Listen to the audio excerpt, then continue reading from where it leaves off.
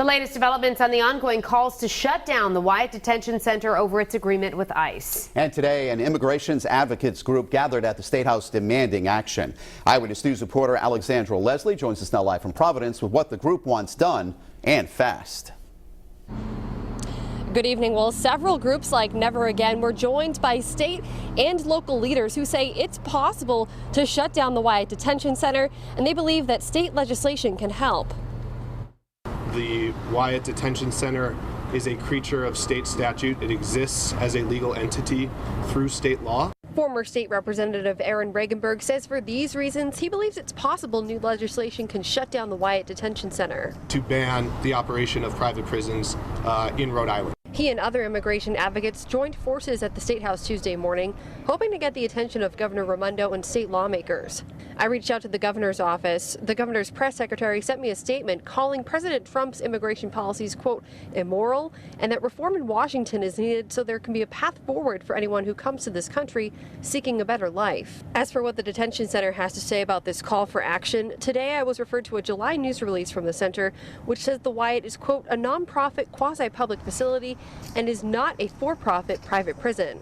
The center also maintains its primary mission is to securely and humanely house detainees sent to the facility by referring partner agencies, including ICE. Now, the Wyatt Detention Center's spokesperson added they did not have a comment regarding today's news conference. Meanwhile, the Attorney General's office and Rhode Island State Police continue to investigate last week's incident at the center. Reporting live in Providence, I'm Alexandra Leslie, Eyewitness News. Immigration advocates demanding that the Wyatt Detention Center in Central Falls be shut down took their message to the State House today. Rally follows the incident last week where a number of protesters were injured at the Central Falls prison. Tonight, immigration advocates are also calling for a ban on private prisons in the state. Eyewitness News reporter Alexandra Leslie joins us now live from Providence with that.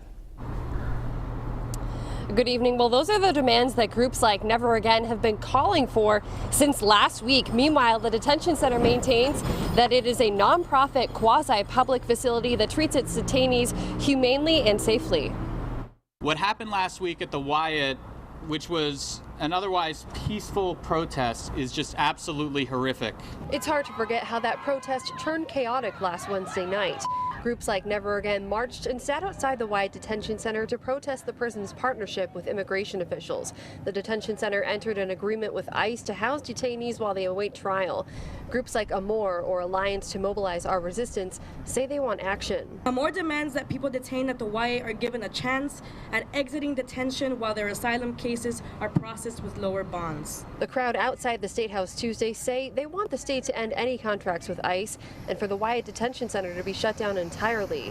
Former State Rep Aaron Regenberg says state lawmakers need to take action. To make sure that the violence that was inflicted on some people here last week and that we know is being inflicted day in and day out on the folks in the Wyatt and people in our community is put to an end. I reached out to the Wyatt Detention Center for comment and was only referred to a July news release, which maintains Wyatt's primary mission is, quote, to securely and humanely house detainees sent to the facility by referring partner agencies, including ICE.